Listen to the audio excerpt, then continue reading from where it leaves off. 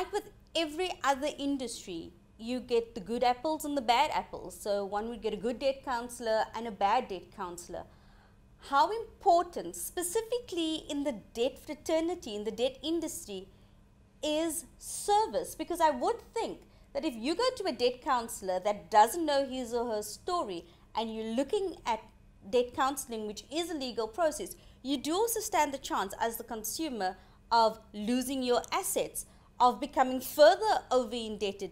If you have a debt counsellor who doesn't know his or her story, how important is service in the debt counselling industry?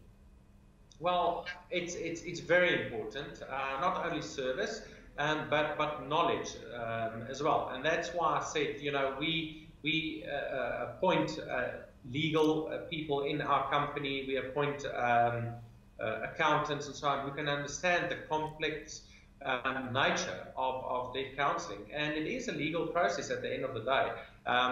We have a lot of success in helping people, but unfortunately, it's not always that easy from the side of the debt counsellor. So unfortunately, there are people out there who's registered as debt counsellors, but they just cannot deal with the admin involved and the legal processes involved, because it's not that easy, as easy as it looks like.